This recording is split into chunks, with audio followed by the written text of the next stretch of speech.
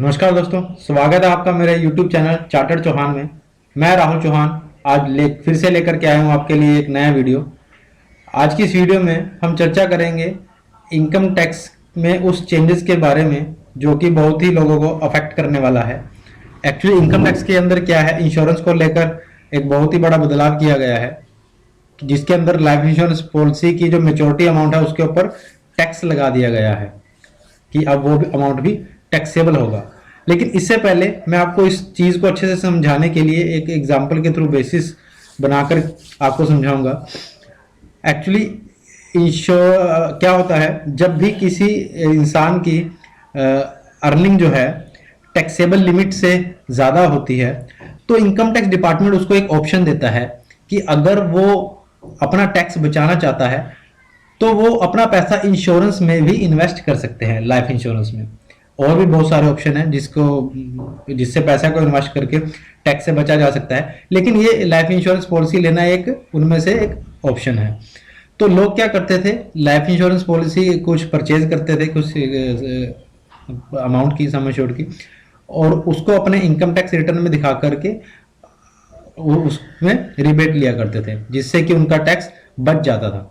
अब ये जो स्कीम थी गवर्नमेंट ने निकाली थी आम जनता के लिए, ताकि एक जो मिडिल क्लास आदमी है वो अपना टैक्स बचा सके सेविंग के थ्रू। इससे क्या होगा, उनकी सेविंग भी हो जाएगी और टैक्स भी बच जाएगा और उन्हें एक लाइफ इंश्योरेंस का कवर भी मिल जाएगा। इसलिए इस ऑप्शन को गवर्नमेंट ने रखा हुआ था डिडक्शंस के लिए, ताकि उस पर टैक्स ना लगे।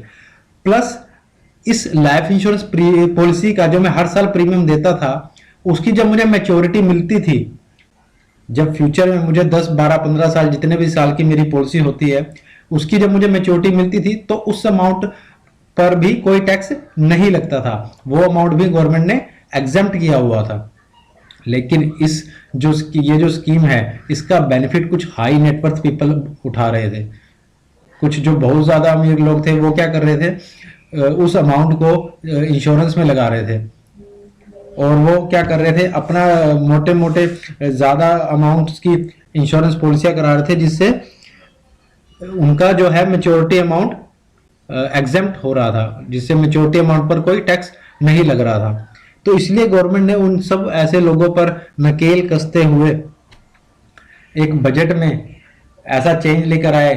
वित्त मंत्री निर्मला सीतारमन ने ऐसा चेंज प्रपोज किया है कि अब जो है लाइफ इंश्योरेंस पॉलिसी मैच्योर होगी उस पर भी टैक्स लगेगा।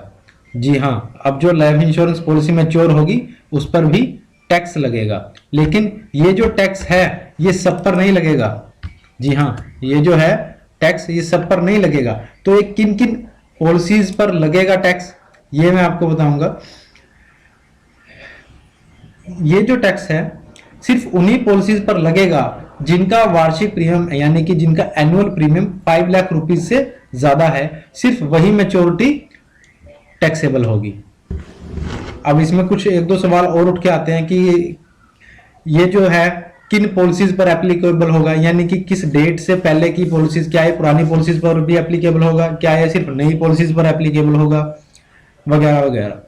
तो ये भी मैं आपको बताता हूं कि सबसे पहले तो जिन पॉलिसीज का वार्षिक प्रीमियम 5 लाख से ज्यादा है सिर्फ उन्हीं की मैच्योरिटी पर टैक्स लगेगा।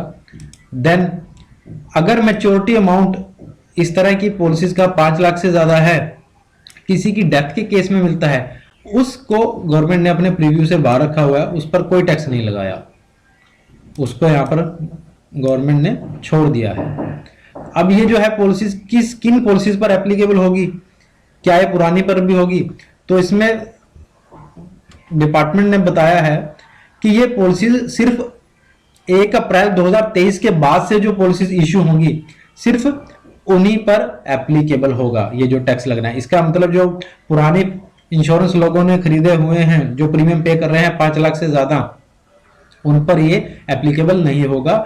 वो अभी भी मैच्योरिटी के टाइम पर जो अमाउंट मिलेगा उसको इनकम टैक्स से एग्जम्प्ट करवा सकते हैं। तो बेसिकली अब यहाँ पर एक टैक्स प्लानिंग निकल करके आई है लोगों के लिए कि जो भी ऐसे लोग जो हाई अमाउंट का प्रीमियम, एनुअल प्रीमियम पे करना चाहते हैं और कोई नया इंश्योरेंस खरीदना चाहते हैं 5 लाख रुपए एनुअल प्रीमियम से ज्यादा, तो वो सारे लोग 1 अप्रैल 2023 से पहले ऐसी इंश्योरेंस खरीद सकते हैं जिससे उनको मैच्योरिटी पर कोई टैक्स ना देना पड़े, क्योंकि अगर 1 अप्रैल 2023 के बाद उन्होंने वो पॉलिसी ली तो उस पर टैक्स लग सकता है। तो ये टैक्स प्लानिंग लोग कर सकते हैं कि 5 लाख वाली जो पॉलिसी है एनुअल प्रीमियम वाली, उसको ऑन और बिफोर 31 मार्च 2023 सेव करें और वो पॉलिसी परचेज करें, ताकि वो अपना मैच्योरिटी अमाउंट को टैक्सेबल होने से बचा सकें। जी हाँ,